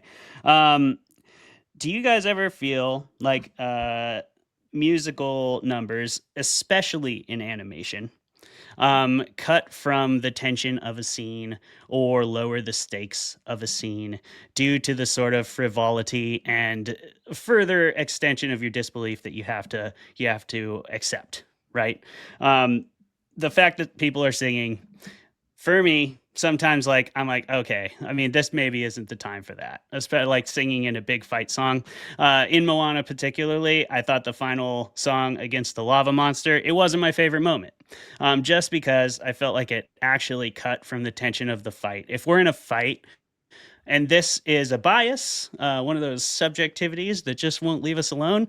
But I grew up like in wrestling since I was 5. So like, I don't know. When I think of a fight, I think of like the quietest state you'll ever be in the world, but it's like mentally the loudest. I'm not singing, you know, in that moment. I just feel like it's such a moment of tightness and focus. And then I also watched Ford versus Ferrari recently, and I love the line where he's like, you don't do this, you do this. And like that also happens where like, in tightening your focus, you expand and see the whole world, but you see it in a totally different way. And I don't know, I just feel like that is hard to pull off in really high tension scenes in an animated film during a song. But do you guys agree with me? Do you disagree? Do you think music cuts the tension or adds to it in animated films? Because I do think when there's a performance behind it, totally different animal. But when it's animated, I don't know. What do you think? We'll start with Rachel and then go to you, Zeb. I think it depends on the movie. I think some movies absolutely distracting, and I think Moana 2 is a great example because none of those songs to me enhanced anything that was going on. So every time a song started, I was like, oh. And that's, so I think so much depends on the artistry of the music and how it's incorporated into the script. I have definitely watched animated movies where I found it really distracting and unnecessary, and ones where I loved it and it brought me in deeper. And I think the first Moana, I think the music was a character and a really important one. And I actually will disagree with you on that moment, because I guess from my perspective, I don't see that moment as a fight. I feel like by the time she starts to sing, she's understood something. And it's like it's a bridge to this monster that's not a monster, because she understands that this is not a monster to be defeated. It's a woman to be connected with. So to me, that's one of the most moving scenes in the movie, because she's finding this courage and this recognition of the humanity in this monster and reaching out to her through song, which to me is, I think, really powerful. Subjective. Yes. We continue to prove it. No, that's a great point. I didn't even watch it that way. Maybe if I watch it now that if I watch it a second time, it will certainly be thinking about that. So yeah, thanks for pointing that out. That's a really good point. I definitely saw it as a fight, but that is maybe how I'm programmed, and I went right along with that programming. Zeb, what do you think? Do you think that music ever detracts from tension in scenes in animated musical numbers? Do you think it can be used well? And do you have any examples of that, particularly from Moana? I can't speak to Moana directly because I was really engrossed in the film the first time I saw it. But a recent example that I can bring up that I think the score actually detracts or kind of overplays its hand in the movie that's animated is actually the movie Soul. Because the whole point of the movie is jazz, and jazz is soul, which I believe 100%. But I think if you're trying to really tell the story, the jazz backing, which had like John Batiste in it, amazing score. Yeah. But I think it overplayed its hand. It was like way too much. It was trying to add soul to a movie that was about finding your soul. And look, that's a very, very minute criteria of a fantastic movie. I'm just using it as an example. But in general, I'm a huge score person, and I think it can make or break the film. I don't have to be clear, though, I'm not talking about score. I definitely agree with you. That's kind of a whole nother element. I mean, when characters are literally singing, does that ever detract from tension for you, or do you feel like it generally adds it, or is there what do you think about those scenes, tension, and how they affect the tension of a story at a climactic moment? In that regard, then yes, I would have to agree. There are examples where it detracts from the tension. You brought up Prince of Egypt previously. I think that would be a good example. Like the two brothers singing about how they're going to decimate each other if one doesn't give in is like, all right, you know how many people are currently dying of the plague and you guys are singing about it? Like, yeah, right. it can kind of take you out. Okay. Do you how did you feel it affected Moana as a film? Did you like the way the songs were used, and when? I think it added to the tension and added to the overall quality of the film. I can see both arguments, but my subjective opinion is that it was fantastic and heightened the movie. Nice. I agree with that on the whole, especially the sailing scenes or the scenes that were centered around the ocean. I guess it gets maybe difficult for me when there's another subject totally removed from sort of the world that the song feels like it's in. I don't know if that makes any sense, but I had a hard time with that during just the in scene. But Rachel brought up a good point, and now I need to rewatch it and think about it from a different angle. Yeah. What's that? Watch that one scene again and tell me if you see it any different. Right. I totally will. Because we're all students of the game up on this podcast. So let's get into another question, unless you guys have anything else you want to say about music and singing. You know what song I love? I have one more. In Moana, when she's like on the raft and has been like destroyed by the storm, and she thinks that she's like all hope is lost, and then her grandmother shows up, Stingray, and then she sings that kind of reprise of the like I Am Moana song, and then it builds and builds, and then she dives into the ocean. Ugh, feel like that song is like everything I wanted it to be. Yes, that might have been my favorite song in the whole movie. I love that moment too. I am a huge fan of like sad moments and stuff like that. It's part of why I'm a horror fan. I love the dark tea time of the soul is like the part of the movie that I'm like eating it up, you know? I'm like, yes, this is the best part of the movie. Let's see some people crying. I want to cry. And I do. I cry at movies all the time. I don't know about y'all, but I definitely cry pretty easy, and my wife teases me relentlessly about it. So yeah, we were talking a little bit about how there's a lot of unique angles to this movie. Rachel, you brought some of those up in your debate.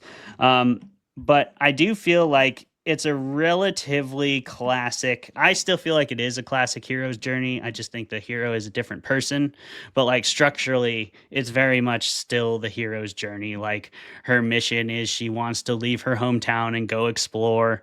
And then that comes with a set of circumstances that makes that a very fantastical experience for her, rather than her just like going to Great Falls for college and then moving to Washington for a teaching job and ending up on a podcast with awesome creatives like you guys.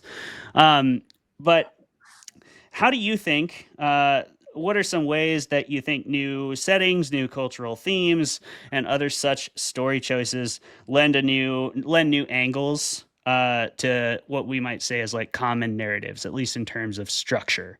I think Moana structurally is pretty classic kids movie, you know, kind of like if that's your first hero's journey movie, that's the one you're going to remember. And when people explain the hero's journey to you later, you'll be like, oh yeah, like Moana.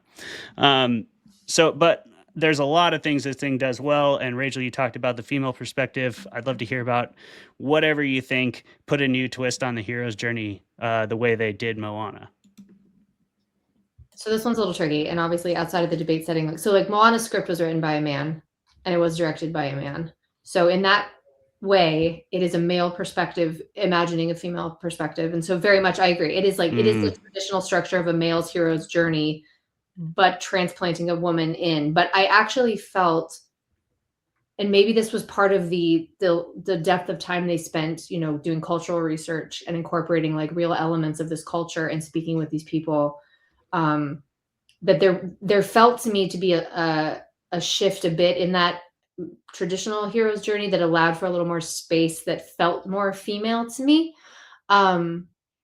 And I appreciated those elements. I mean, like the moment we talked about in terms of like, is this a fight or is this not? Like these little subtle things, moments of connection, moments of despair, that moments of space and quiet, you know, trusting intuition and stuff like that. That I think it kind of, it straddles both, but like, you know, it'd be, and obviously we'll never know, but like, it would have been interesting. Like if this script had been written and directed by a woman, what would have been different?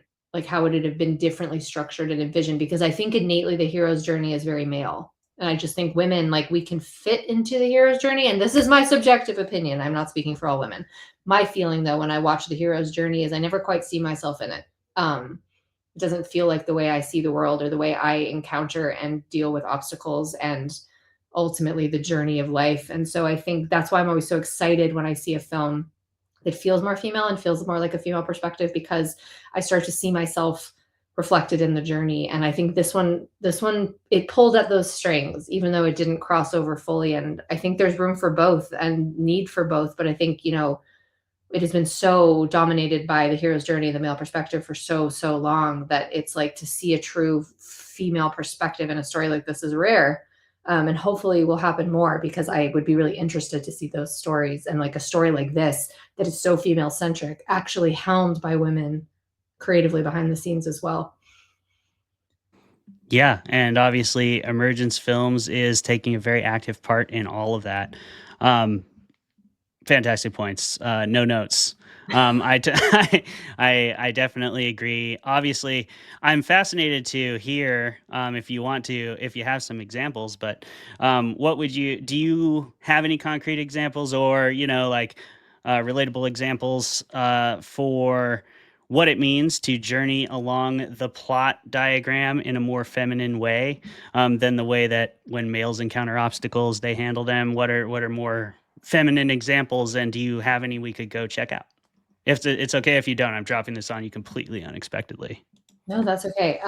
I think in my experience, it has a lot to do with how do I even explain this? It's not even necessarily that there's less, like it's less of an outward focus of like, I'm going to go kill the deer and conquer the thing and steal the treasure and get the girl. And it's more like an internal experiencing of moments. So like what I will see consistently in female directed films and written films that I love is like sitting in moments longer, taking time to tactilely experience your surroundings and feel the visceralness of being in the moment you're in, the emotions that you're in, not smashing through to the next thing. Just, the pacing tends to be a little more slower, a little more contemplative.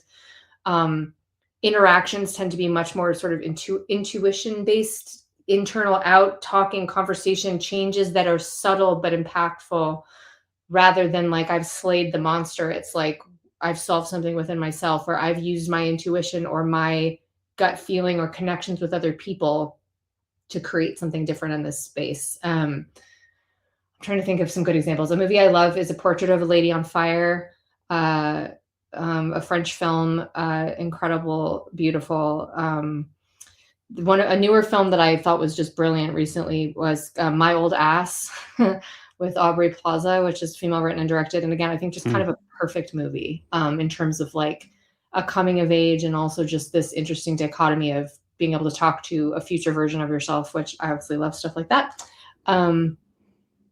And I will say, just for a personal plug, my film Ingress is very much this way. And I think I've seen the polarity in how it's received based on whether people like that or not. And I've had some men in particular say to me, you don't understand pacing, or like, this is long. Like if you understood anything, you need to cut it. You need to make it shorter, more quick. But like, that was such a deliberate choice on my part because I didn't want to rush through moments. And so it is a little bit longer. And some people think that's slow.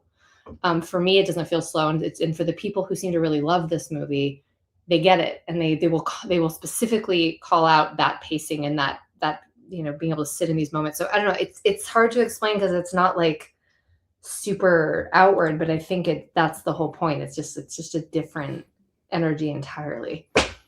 No, that totally makes sense. The one that came to mind when I was listening to you explain that is The Babadook. Like one of my favorite horror films of all time, and I believe I know it's a woman directed it. I think she was the sole writer as well. And that movie's a masterclass in that. Like every moment is something you sit with.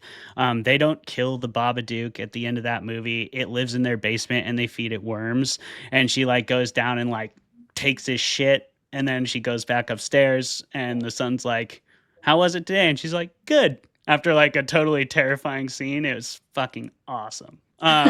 So, and that does feel like a very like feminine perspective on an existential threat. It's like, yes, I have to deal with it, and then I have to put my face back on, and I have to go protect my kid from it, because that's her duty as a mother. It's a beautiful movie. But anyway, Zeb, do you want to weigh in on this question? Do you need me to repeat it? No, I don't need you to repeat it. I just I'm hesitant to to make any statements that are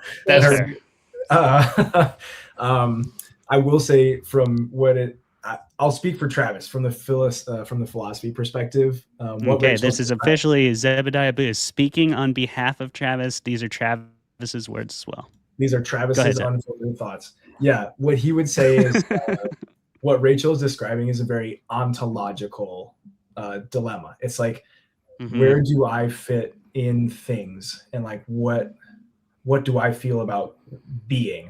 And like I think with Moana, you could have had a hero's arc, hero's journey of just her trying to get over like the cultural norms of being, or the hierarchy of being the chief's daughter. Like just that alone is her dealing with being in that culture and being a woman. I'm going to stop there because I don't have any frame of reference. Or even just honestly, like that's such a great way to put it, because it's like, for me, I would have been thrilled if Moana goes out on the boat and we're just with her and the ocean and her feelings and her fears. And we don't need monsters. We don't need her to go into the realm of monsters. We don't need her to kill anything. Like that to me would have been just as powerful all the way to that end with to Fiti. There's another movie that just sprung to mind for me, which I talk about this with my husband all the time, which is like the original Avatar movie. the first part of it, before the fucking war guys come and destroy everything, it becomes a big battle. I think it's just like the most beautiful world. And for me, I would love to just be in that world. I just want to be in this world where I get to see this matriarchy and people in tune with nature and finding peaceful connection with each other and with the earth. And like, to me, that was like the movie. And then it was just devastating to me to watch this war thing happen and just destroy it all. And I feel like so many big movies, this is what they do. They set up this beautiful world and then they come in and absolutely destroy it with a big battle. That to me is maybe a great example of the difference for me in terms of like the energy and the engagement I like to have with stories. I don't need to see everything blow up and get destroyed and resolved. Like, I'd rather just stay in the space and learn from it for what it is. I think that's a great point. I think generally I kind of prefer that too. It's why I'm always hating on action movies or movies with too much action. I'm definitely that person. Like, I just finished Stranger Things, and that's like the biggest detracting element for me. Is it's way less like it pertains to be character. We don't need to talk about it. I got a review about it coming out next week. You can watch Clay's Horror Corner if you want to do that. It's all part of the Fermented Fiction IP. Instead, let's move on to my final question. But actually, you've already kind of answered it. But if you want to get specifically to one aspect of it, I guess. Like, so in your debate, you spoke of this being a very feminine story. Now you've just spoken to that more on that last question. But you also mentioned it felt like the male gaze was somewhat removed from this story. So what to you, how does that happen? How do you remove not only how do you tell a feminine story, but then also remove the gaze, if that is something that can be done?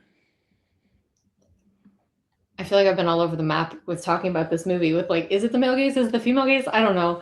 I think there are a lot of wonderful men who have a very feminine energy or who connect to female energy.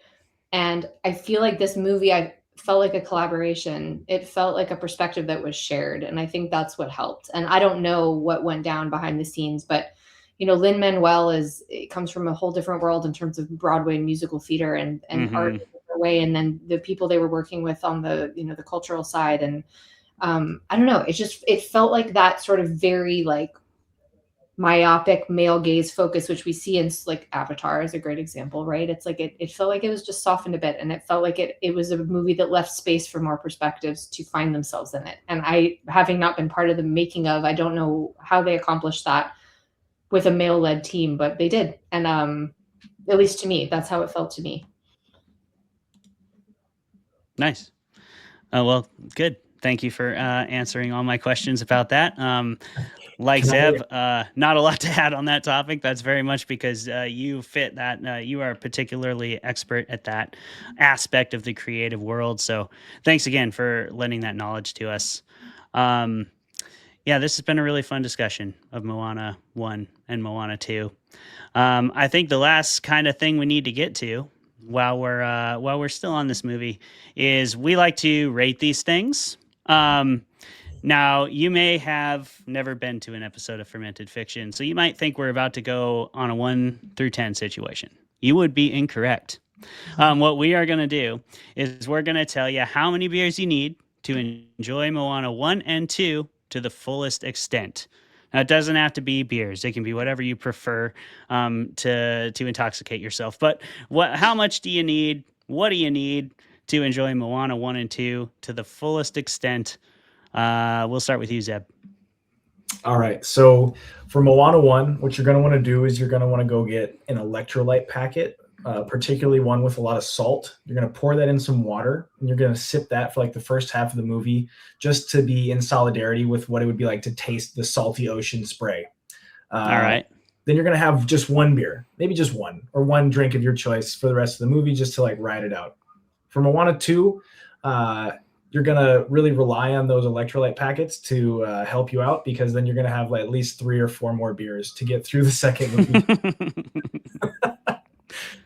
That's a perfect rating. I was very much on the same kind of track. I was thinking, get whatever your favorite thing to drink is when you go, or if you like, maybe you're like me and you like to go to live theater, in which case something that makes me feel like I'm at the live theater from watching something is like really bland black coffee and like any beer, so whatever beer I have lying around.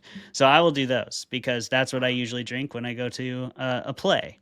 And then, yeah, Moana 2, like, I mean, I would do tequila. It just fits the most with the tropical vibes for me. So I'd get a pretty tasty tequila and then go ahead and slam like 2 of those puppies, and then crack another one of your beers. You might need 2 of those or 3 of those to get through movie 2. So you don't realize that all the songs are just kind of singing about what's happening in the plot at the time, rather than moving the plot forward at all. Rachel, what about you? All right. I'll build on what you all said. I would say for Moana 1, a lovely tiki drink that you can just savor while you watch that movie and enjoy it. For movie 2, maybe to kick it up a notch, let's make it a drinking game. And you have to take a shot every time they basically copycat a plot point from the first movie. And then you're pretty wasted. Oh, no. Yeah. So that's playing it on hard mode. But you can certainly watch Moana 2 on hard mode if you like, on survival mode. Do it Rachel's way. Thank you, Rachel, for filling the role that Jeremy usually provides in this portion of the show. And just doing it off the cuff. We appreciate that. We also appreciate you as a guest. We're so thankful you came on tonight. Thank you so much again for lending your expertise, your insight, your perspective to our little show. I'm sure people after listening to this will want to go watch your movies, and they very much should, because I really enjoyed Inheritance and Ingress. So I highly recommend. I got to see Inheritance in the theater and Ingress in streaming, but they're both great. Rachel is in Inheritance and has written, directed. So make sure that you go check those out. Rachel, where can people do that? Where would you like them to find you? Can they interact with you anywhere? Is there any place for Emergence for people you just finished submissions, it sounds like, but how can people get involved in that if they want to? Go. Definitely. So for me personally, I'm on the socials. Instagram is mainly the one I use, at Rachel Noll-James with dots for some reason. So that's me on Instagram. I have a website, rachelnolljames.com. The films can both be streamed on Tubi and Amazon Prime at the moment, in the US and Canada, soon to be UK and Ireland as well. And Emergence Films, a great way to stay up to date with what we're doing is just to hop on our website, which is emergencefilms.us, and join our mailing list. We do not spam with newsletters. We do about 1 a quarter, but we'll just kind of announce, any upcoming screenings, any upcoming submissions, kind of what's going on with the program. And Sienna and I are both very available. We love to mentor. We love to be of help. So if you have questions about film or looking for support, you can always reach out and just message us through the website, and we will respond. Yes, and I can attest to both Sienna and Rachel's generosity with their time and wisdom. Sienna has already helped me on multiple things with my new film producer job. She's always willing to answer questions. Rachel has always been the same way, and she hosts a meetup on Bainbridge for filmmakers in the area. So if you happen to be one of those, first Wednesday of the month, every month, a lot of us Bainbridge area filmmakers come out and show up. I haven't done it recently because I've been doing the show instead, but it's an awesome group of people. It's a lot of fun, and it's a great place to like meet other filmmakers and get resources and everything like that. So also something to think about. Happen to be a local filmmaker. Yeah. Hell of a show, everybody. Thanks for talking about Moana with us. Rachel, thank you so much for coming. We really appreciate you. Zeb, thanks for pitch hitting, brother. Always fun to hang out and chat with you. This is the first time we've gotten to do an episode together because you're usually pinch hitting for my ass. So it was really fun to be on the air with you, brother. Yeah, my pleasure, man. Thank you. This was a lot of fun. Rachel, it was a pleasure to meet you as well. Incredibly jealous that you get to spend a lot of time on Bainbridge. What a fun little island. Yeah. Thank you. Yeah, guys. and do be sure to go follow Meathead Media. They're releasing weekly content, great movie reviews, very consistent. And Zeb is a very engaged moderator of that forum. He will definitely talk to you if you comment. So you should do that. We'll do the same at Fermented Fiction. Please like, comment, share, subscribe, and do all that other shit. Yell it at your friends. Yell it at your enemies if you don't like it. It's a great place to send your enemies as well. They can spam us in the comments, and then we'll ignore them just like you do. All right. Thank you so much, everybody, for listening. It's been another episode of Fermented Fiction. We'll see you next time. Next week, we are here with Peter Roche, author of What the Dead Can Do. One of our friends from Texas, connection with Johnny Compton. Episode 1 of this season, if you want to check that out. All right.